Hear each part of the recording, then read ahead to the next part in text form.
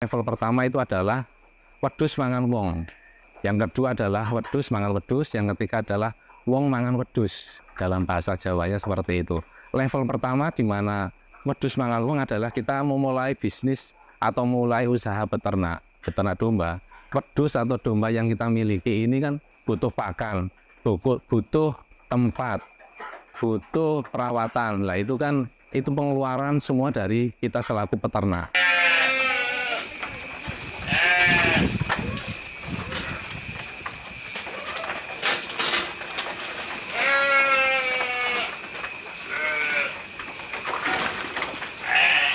Assalamualaikum warahmatullahi wabarakatuh. Selamat siang. Saya Joko Pamungkas dari Kandang Subadi yang berlokasi di Kalimiru, Bayan, Kabupaten Purworejo. Usaha saya adalah usaha peternakan domba. Saya beternak domba sekitar kurang lebih 5 atau 6 tahun yang lalu. Dan ini sudah di tahun kelima perjalanan peternakan domba saya. Saya pekerjaan sehari-hari sebagai anggota polisi di Polres Purworejo. Kenapa saya tertarik untuk beternak domba? Karena saya berpikir bahwa saya harus mempersiapkan masa pensiun saya nanti. Saya harus memulai usaha beternak domba dari sekarang. Saya harus memikirkan ketika nanti pensiun nanti harus tetap produktif, harus tetap berkarya, harus tetap mempunyai kegiatan yang lain. Sebenarnya untuk beternak domba ini adalah cita-cita saya sudah lama dan sebagai persiapan di masa pensiun yang akan datang. Jadi untuk beternak domba ini kan tidak langsung sebesar seperti sekarang ini, Mas. Tidak dengan populasi yang banyak seperti sekarang. Saya memulainya dari seekor, 2 ekor, kemudian tiap bulan, tiap tahun bertambah menjadi banyak seperti sekarang ini. Ya, pertama kali ketika beternak masih sedikit ya, saya ngopain sendiri. Ketika sekarang ini ya saya membutuhkan tenaga untuk membantu saya, ada anak-anak yang membantu saya untuk keseharian, jadi tidak mengganggu pekerjaan utama saya sebagai anggota Polri, Mas. Untuk peternak domba ini saya sama sekali belum pernah mengikuti pelatihan. Saya hanya otodidak, belajar dari teman-teman, dari rekan-rekan yang sudah memulai terlebih dahulu, yang sudah punya peternak besar, ya kita main ke sana, kita contoh, kita tiru, kita terapkan di kandang kita. Jadi sama sekali saya belum pernah ikut pelatihan. Jadi belajar sambil kita mencoba seperti itu. Ya kendalanya banyak sekali, Mas. Kendalanya tidak hanya kendala masalah finansial, ketika juga domba-domba ada kematian, domba-domba sakit, kita tetap gimana caranya tetap bisa bertahan. Untuk kematian domba di awal-awal kita beternak banyak, Mas. Cempe-cempe. Karena apa? Kita salah pakan. Faktor yang paling utama adalah masalah pakan domba itu. Ketika domba dalam jumlah sedikit, mungkin kita gampang nyarinya. Tapi ketika sudah populasi bertambah banyak, otomatis kita untuk urusan pakan tidak bisa sembarangan. Karena itu akan berakibat bagi kesehatan. Kalau baru 5, 10, 20, mungkin kita cukup dengan ngarit. Kita nyari di lingkungan, kita punya bank pakan sendiri. Tapi kalau sudah di atas 25, di atas 50, mau tidak mau kita harus punya pakan tambahan. Untuk pakan tambahan, ya kita tidak bisa terus mengandalkan dari bank pakan yang kita miliki di lingkungan kita sendiri. Tapi mau tidak mau, ya tetap kita harus beli. Karena semakin banyak binatang yang kita pelihara, semakin banyak domba yang kita pelihara, otomatis kebutuhan nutrisinya harus juga tercukupi. Tidak hanya cukup dengan rumput di sawah ataupun rumput di galengan, itu tidak cukup. Jadi harus ada tambahan semacam kita memberikan konsentrat, kita memberikan vitamin, kita memberikan pakan tambahan yang lain yang sehingga kebutuhan nutrisi hewan kita tercukupi. Jadi dalam dunia peternakan domba itu saya memiliki tingkatan. Jadi dalam tingkatan beternak domba itu ada 3 level menurut saya, atau 3 tahapan. Yang pertama, level pertama itu adalah wedhus mangan wong. Yang kedua adalah wedhus mangan wedhus. Yang ketiga adalah wong mangan wedhus. Dalam bahasa Jawanya seperti itu. Level pertama di mana wedhus mangan wong adalah kita memulai bisnis atau mulai usaha beternak domba. Wedhus atau domba yang kita miliki ini kan butuh pakan, butuh tempat, butuh perawatan. Lah itu kan pengeluaran semua dari kita selaku peternak. Jadi bahasanya wedhus mangan wong. Jadi domba yang kita pelihara ini atau kami yang kita pelihara ini kan belum menghasilkan. Baru kita subsidi terus. Pakan kita carikan di sawah, di bank pakan, kita mengupayakan kandangnya, kita mengeluarkan biaya-biaya lain untuk tempat pakan, tempat kandang, dan sebagainya. Berarti kan domba ini, wedhus ini baru membutuhkan banyak-banyak uang dari kita. Makanya di sini levelnya wedhus mangan wong. Kedua adalah level wedhus mangan wedhus, di mana domba-domba yang kita pelihara ini sudah bisa kita jual, sudah bisa menghasilkan uang. Jadi dari domba-domba yang kita jual ini, itu akan kita jadikan sebagai biaya operasional. Kita bisa membelikan biaya pakan tambahan, membayar tenaga kerja, memperbaiki kandang, atau membuat kandang baru. Selain itu juga untuk menambah populasi. Tahapan yang kedua ini adalah wedhus mangan wedhus yang tadi saya sampaikan. Tahapan yang ketiga adalah wong mangan wedhus. Berarti tahapan atau level itu domba-domba kita, ternak kita sudah menghasilkan sehingga kita sebagai pemilik, sebagai owner sudah bisa menikmati dari proses beternak kita. Nah, saya tahap di mana atau di level apa saat ini? Saya baru di tahap atau level wedhus mangan wedhus, di mana saya menjual hasil ternak saya untuk saya jadikan biaya operasional, membeli indukan baru, membeli pakan tambahan, membayar tenaga kerja, ataupun membuat kandang baru. Saya membuat kandang itu pertama kecil, cukup paling hanya 20 atau 25. Berkembangnya waktu, populasinya semakin bertambah, otomatis kandang juga harus saya besarkan, saya lebarkan. Karena apa? Kalau saya hanya memelihara sedikit, saya biaya operasionalnya nanti akan berat. Makanya saya berupaya untuk mengembangkan terus-menerus, sehingga nanti dengan populasi yang banyak, saya berpikir biaya operasional akan semakin tertutupi dengan hasil produk yang kita hasilkan, seperti itu. Jadi begini, kenapa mungkin di sini kita lihat kenapa saya kandangnya seperti ini, karena saya berharap kandang itu adalah etalase jualan saya. Ini toko saya.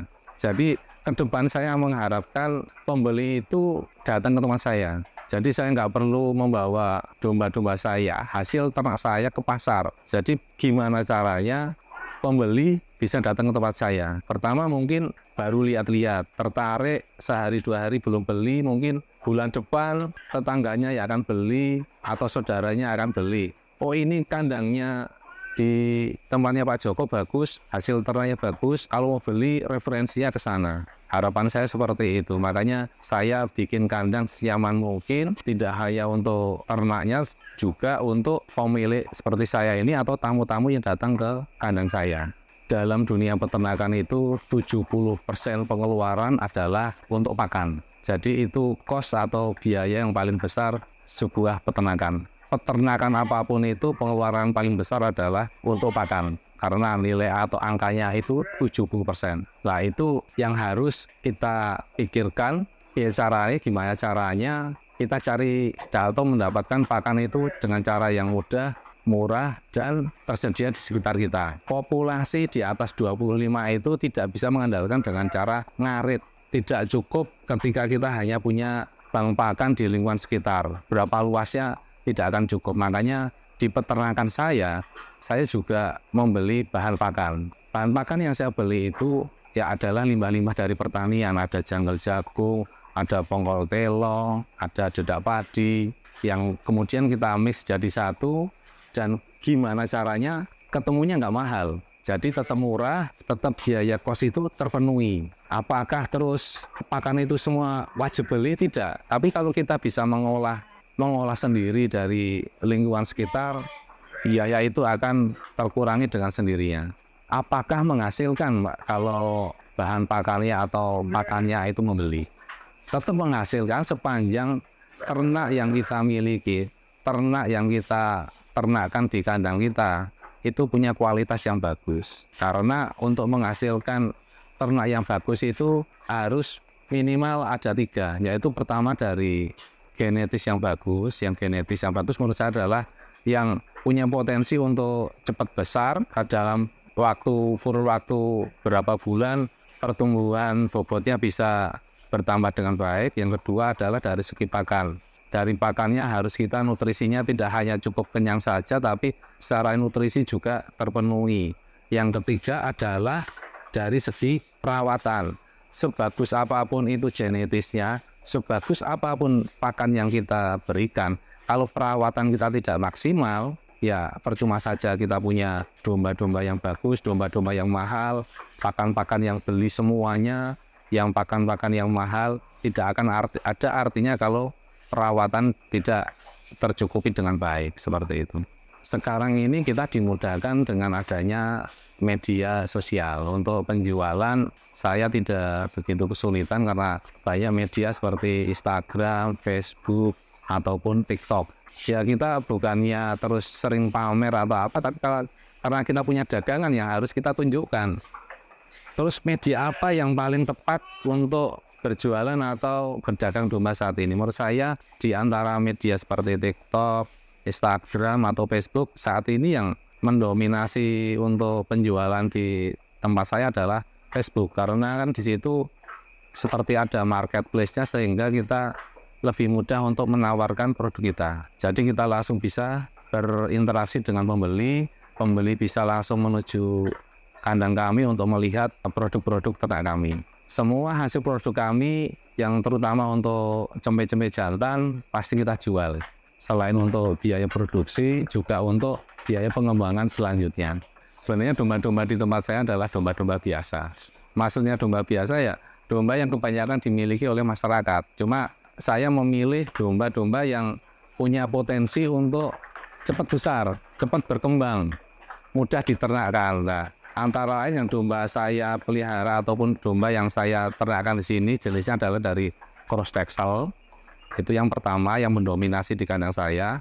Yang kedua adalah cross Awasi. Saya belum punya full blood di sini, baru turunannya baru di taraf F2, F1 dan F3. Karena untuk beli full blood itu masih mahal. Sementara saya cukup dengan F1, F2, F3. Yang ketiga saya mencoba menternakkan domba Sakup yang punya beberapa keunggulan dibandingkan domba-domba lain. Terutama kenapa domba Sakup? Karena di sini domba Sakup itu punya kelebihan. Pertama, di lingkungan di tempat saya tinggal di Purworejo ini masih menghendaki bahwa domba itu harus bertanduk, mengeluarkan tanduk. Kedua, bobot domba Sakup itu bisa kita kejar pertumbuhannya dibandingkan dengan domba-domba lokal yang ada di wilayah Purworejo ini. Jadi untuk operasional sehari-hari, untuk menopang operasional sehari-hari, saya memanfaatkan yang ada di sini. Jadi domba ini kan pasti tiap hari menghasilkan kotoran hewan, menghasilkan serintil.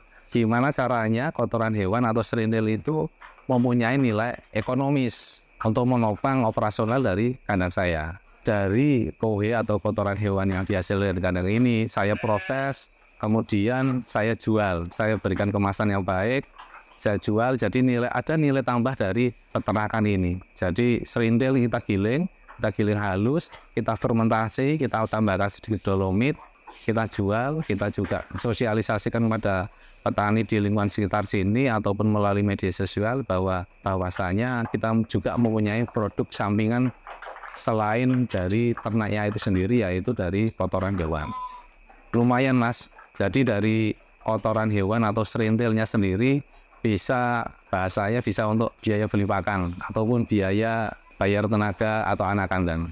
Selain saya menjual domba-domba saya atau cempe-cempe jantan saya juga mempunyai produk yaitu pupuk atau dari kotoran hewan yang kita giling halus, kita fermentasi. Apabila berminat terhadap produk saya bisa menghubungi nomor telepon atau WA di 0811 250 1981 ataupun di media sosial saya di Facebook, Instagram atau TikTok Joko Pamungkas atau Kandang Subati. Untuk anak-anak muda di seluruh Nusantara, saya berpesan jangan malu untuk memulai dari hal yang kecil. Saya sudah punya pekerjaan utama sebagai anggota Polri, saya masih memikirkan caranya punya usaha sampingan, usaha yang bisa saya kerjakan atau bisa saya lakukan di luar pekerjaan atau kegiatan utama saya sebagai anggota Polri. Jadi jangan malu untuk memulai usaha dari yang kecil-kecil dulu.